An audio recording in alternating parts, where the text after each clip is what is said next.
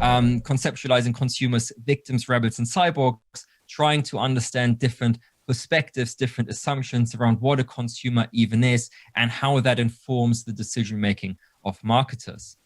And in particular, one topic that we would look at is an issue around consumer resistance. Essex, we do like, to teach or to help students become critical thinkers. And that means when it comes to marketing, we can't just look at the pretty fun side, the side where we can assume that all of our customers love our products and are perfectly happy with everything that we do. We also have to prepare students for, times of crisis. And certainly if you look at social media, everything that's happening politically at the moment as well, you may have noticed that it is relatively frequent that brands and companies will get attacked for various reasons on social media. So of course, when we teach our students, it's important for us that our students understand the fundamental issues and concerns that consumers or citizens, people have, that they might raise against companies, where they might think that companies are not really performing as well as they should, and how companies should properly and appropriately respond to that. So in many ways, our teaching isn't just about making sure that we train good marketers, but also that we train critical thinkers, good decision makers, good citizens, right? People who actually contribute to society in a positive way, not just professionally, but really in their entire life. And of course, when we look at a topic like consumer resistance, understanding what we even mean by the word consumer becomes quite important, because typically when you think of a consumer or a customer, it's someone who is very willing and happy to buy your product, right? The kind of person who would just shout at you, shut up and take my money. But of course, when we look at consumers more broadly and try to understand consumers as more active participants in the market who can disagree, who can be unhappy with our products, we need to also broaden our understanding of what a consumer is somewhat. So at the very least, we need to understand consumers as individuals or groups who make consumption-related decisions, which of course can also include the decision to not buy a particular product, or even to influence other people to not buy a particular product. And so that then leads us into this whole topic of consumer resistance. What happens when consumers perceive companies or the behaviors of certain companies or the technologies developed by companies as being too powerful, too intrusive, too dominant? And if consumers feel like that the companies who have all this power are not using that power, ethically, appropriately, are not doing the kinds of things that we would like them to do, when consumers feel that companies are really not appropriate partners, companies to have relationships with, to build a future together. And so examples of this, of course, abound, again, especially in today's globalized world of social media, where information travels really, really quickly. It is so easy for companies to become attacked, or to maybe put it more positively, it is also really easy for citizens and consumers to voice their concerns and to bring about change as a collective, and to get companies to behave better and to work towards building a better future. So, for example, you look at Greenpeace and the work that they do around getting companies like Nestle, for example, to stop, deforestation, or to stop slave labor, child labor. But also you look at other movements around, let's say, social media, for example, Facebook, Alexa, the kinds of technologies where people feel that maybe their privacy is being not respected, and that their data is not being collected and stored ethically and appropriately. And so when we think about different types of consumers then that play a role in this broader narrative of consumer resistance, one model that I teach my students is this matrix right here that was developed by Aldrich in 2003, where he looked at marketing literature, so just pure theory, and he looked at the types of consumers that exist in this theory. So these are not necessarily the people or the only people that exist in the real world, but we can certainly look at these as the extremes of the spectrum to help us figure out how to respond to different types of customers and how to build proper relationships with not just our customers, but the broader stakeholders of which our customers are part. And so to go through the main ones and to think about the role that these types of people or consumers play in a market society, we can start with the victims and the dupes. And so when we talk about dupes, what we typically talk about are the kinds of people that we might consider to be so indoctrinated by marketing and consumerist thought that they've become robots of the system. Right? And again, we don't have to agree with these views. I and you don't have to agree that the examples I'm about to give you are examples of victims and dupes. But what really matters is that some people view things that way. Right? And if certain people form movements and don't like what you as a company do, even if you think that what you do is proper and legitimate, then that of course has the potential to create a crisis for you. So it's not just about what I think or what you think, but it is really about the various thoughts and narratives that exist in broader society. But so, the typical example of the dupe, the robot of the system is typically the person who will spend hours and hours, if not days, queuing up to get the latest iPhone or some overpriced Supreme branded product, where a lot of people would say that, how can this possibly be, a valuable, useful thing to do? How can this make anyone happy? Standing in a queue for hours only to, get a kind of product that maybe isn't even as good as they think. Now, of course, again, we can look at this from a different point of view. We can look at, for example, the theory around brand communities and how much fun and enjoyment people get from being a member of a community, even if it centers around the brand.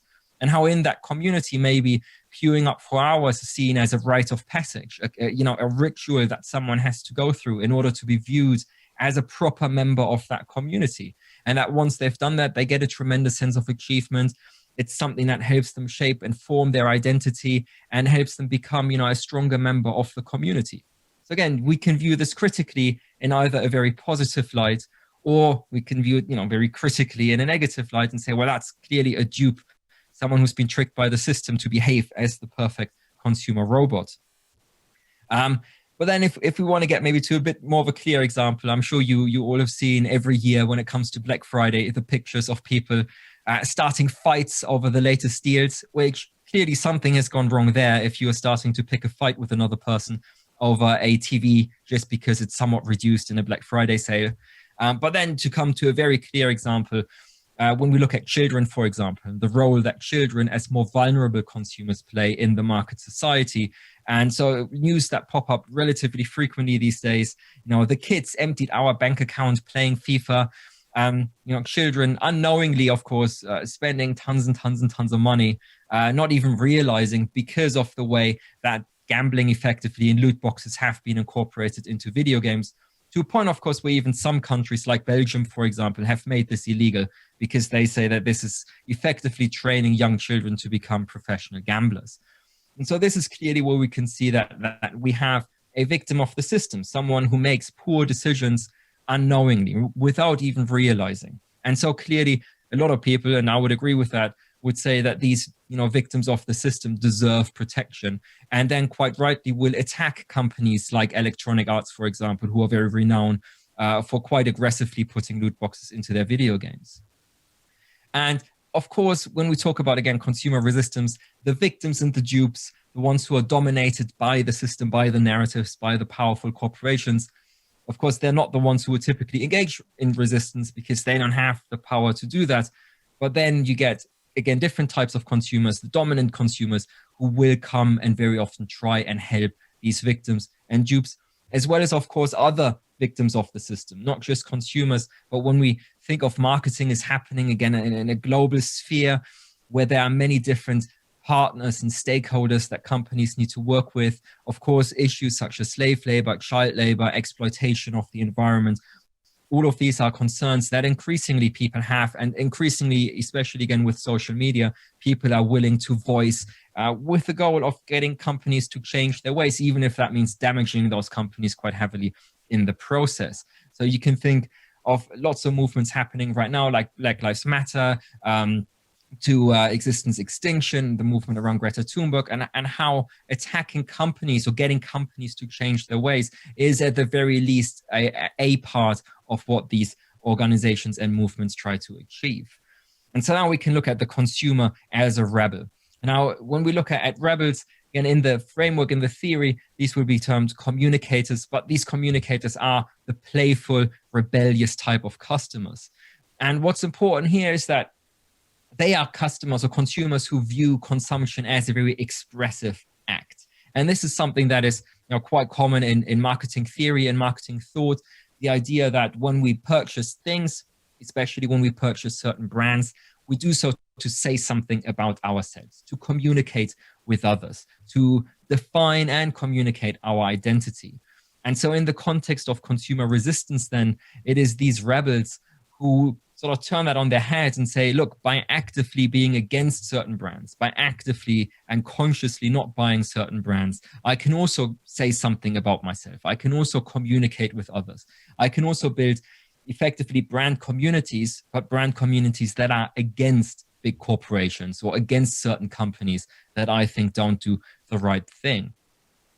And so really what communicators try to do, what these rebels try to do is to influence resistance, to build bigger movements and groups and to have people come together to bring about social change. And if you know the art of Banksy, for example, again, that's like a perfect example of a communicator who tries to bring about change through art and through creative expression. And again, in the marketing literature, we would think of these things as things like culture jamming. And so this is almost using marketing and advertising techniques, but to expressively complain and point out the flaws in marketing and advertising and in a capitalist consumerist system. So actively trying to subvert the dominant narratives that exist in market societies. Or more creatively, even the idea of subvertising, or sometimes known as brandalism, the idea that you take the ads and logos of companies and creatively twist them into revealing the truth that you think really lies behind the brand, and to reveal new meanings that can now be used to attack the brand. So really playing with the cultural resources that are created and produced by marketers, but in a creative way, turning those against the marketers. And again, just in a creative and playful way, trying to get other people behind the cause that you stand for. And there are, again, if we look at the broader movements and organizations behind all of this, a lot of these memes, if you've come across them before, a lot of them have their origin in, for example, the Adbusters Media Foundation, which has a website, but also produces a print magazine that is really all about, turning the tables against marketers by using their creative techniques against them. And of course, again, Greenpeace has done this to a great extent as well. For example, Volkswagen a while ago did a really, really awesome ad, actually, where there was a little kid dressed as Darth Vader. And it was a really good ad. It got lots of positive reviews. But of course, Volkswagen does not have the greatest reputation when it comes to environmental protection, certainly not after they lied about the emission scandals. And so Greenpeace came in and turned this otherwise really amazing ad with this kid as Darth Vader on its head and told people to come and join the rebellion, and really represented Volkswagen as the dark side.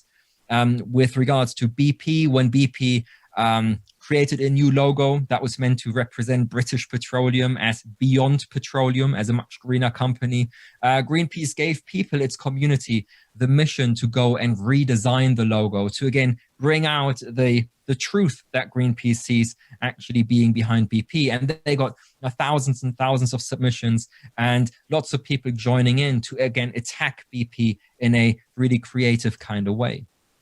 And then lastly, we can come to the consumers as cyborgs, maybe a somewhat eclectic way of understanding consumers, and one that I haven't come across too often in the theory. However, this is an idea that does exist in the theory, and one that I, as a practitioner, have always found really, really useful. And this is definitely something that I teach all of my students. And so the idea behind the consumer as cyborg is essentially that we as people, we're not perfect. For example, we're not perfectly rational. Sometimes we would like to make a perfectly rational decision, but we just can't, because we are also social and emotional beings. But so what we do is we equip ourselves with, technology such as smartphones, for example, where we now have access to the internet and can check information, can compare prices. We have calculators to make complicated calculations really, really quickly. So we can equip ourselves with technology, with information, with tools to become better consumers, to make better and more well-informed consumption decisions, or even to become better people in general. And I mean, even if you think about walking through a supermarket and equipping yourself with a shopping cart to more easily carry all your shopping around, that's the kind of thinking that, as eclectic as it might be, is the idea that a consumer really is a normal person, but equipped with all of these tools and technologies of consumption for them to make better consumption decisions. And of course, again, what we mean by a better consumption decision will always depend on the person from whose viewpoint we are taking.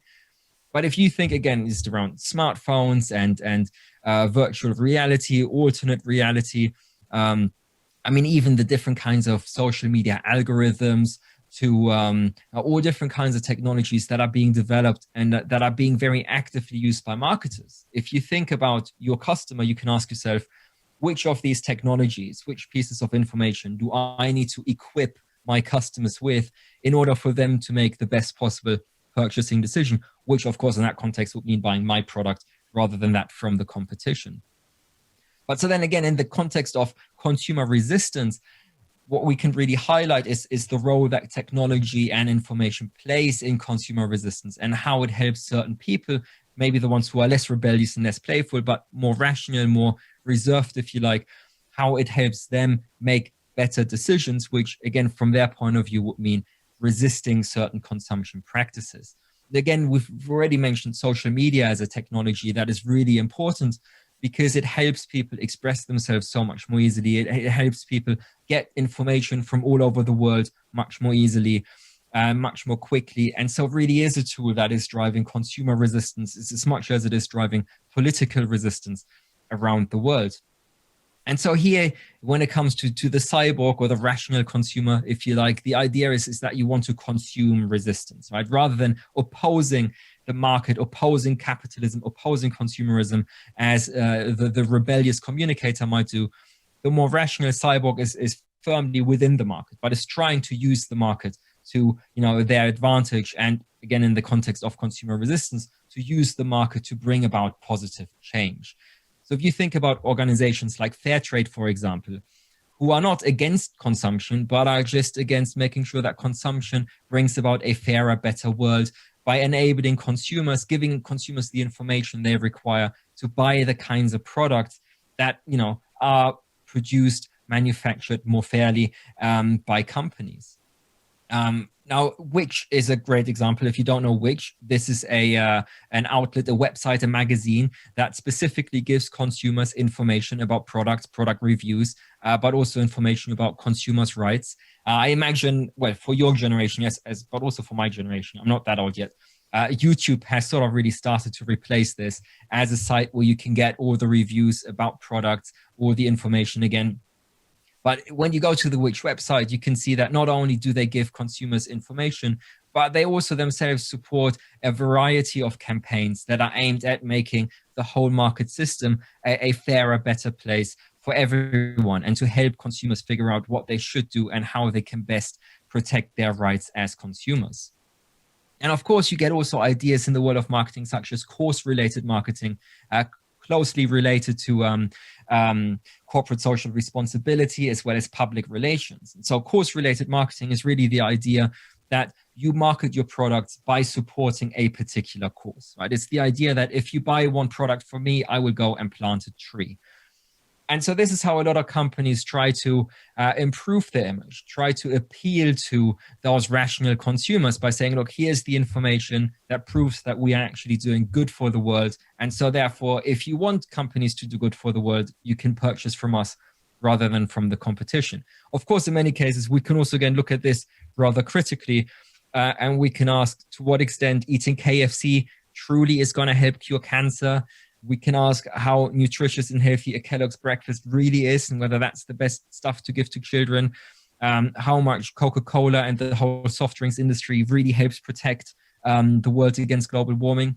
So again, we can look at this critically, but as a rational consumer, the idea is that that type of consumer would really look into these things, would make the due diligence, do the research, and figure out what to them the best possible decision is moving forward. Thank you very much.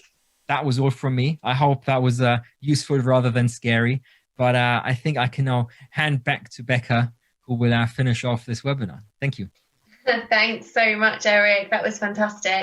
Don't hesitate to email us on ebs@essex.ac.uk. And I've also put our social contacts on there as well. I really hope to be able to meet some of you in October when you start any courses with us, and good luck with applications that you have coming up. Thank you very much for joining us.